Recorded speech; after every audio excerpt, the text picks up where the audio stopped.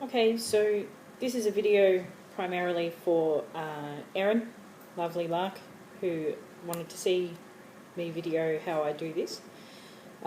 So, hi Erin, and you can tell me how Aussie I sound now or not. I've been spinning this organic merino that I got from Gin and Tonic Yarns on Etsy, and I didn't separate the two halves of the fibre terribly well, and I was also using it as a demo, so parts of it are quite thick and thin.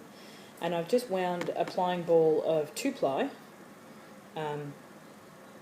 there, and I have quite a bit of singles wrong way, left over, so I'm going to chain ply them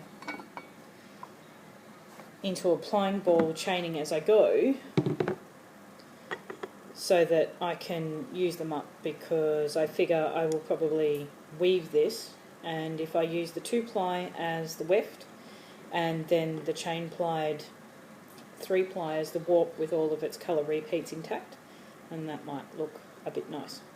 So to start off,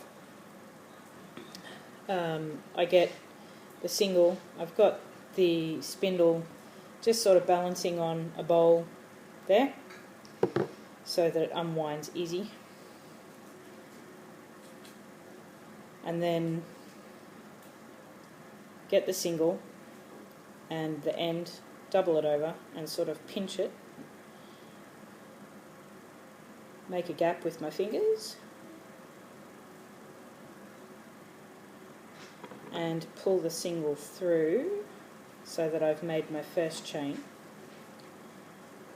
Slot my little finger in there just to separate them, and wind that under tension. I'm winding it around one of these little felt balls. You can do it with a tennis ball or anything else, and that's probably easier because it means it doesn't fly around so much at the end, but use what you got, and that's what I've got. So I've got this big loop like you do when you're chain plying or Navajo plying, and as I'm winding off the spindle, I'm making the loops, pulling the single through, and then holding it slightly taut while I wind it on and around the felt ball. Just move my angle so you can see better. Making loops and wind.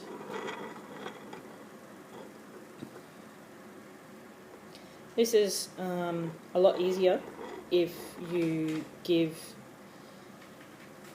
your singles a chance to rest on the spindle for a couple of days after you finish spinning them, so that they don't have quite so much energy in them, and that way they don't tangle back on themselves quite so much while you're trying to do it. Also, there are a lot of people who can Navajo ply directly from a spindle, and they don't find it difficult. However, I'm not one of them, so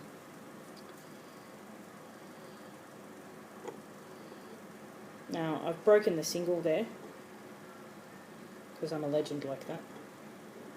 So if I do that, I basically just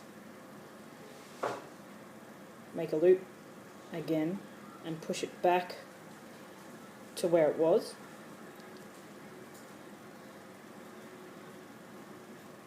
or attempt to, rather.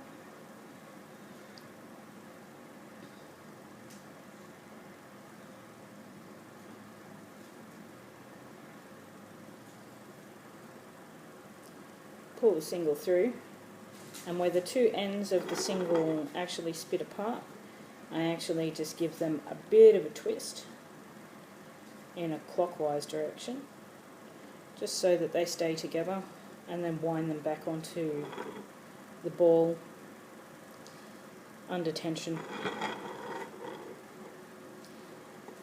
And when it comes to the actual plying part, they will stay together and take up the twist quite well.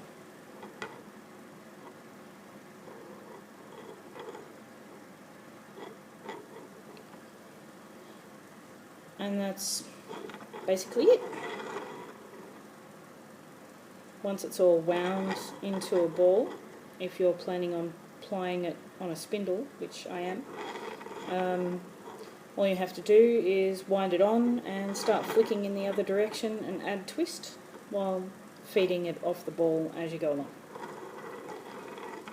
And that way, if you're like me and you find trying to chain ply while flicking a spindle kind of frustrating, then it'll be much easier. All you're doing is adding more twist. Sorry about the noise of the spindle rolling around the ball. So that's that.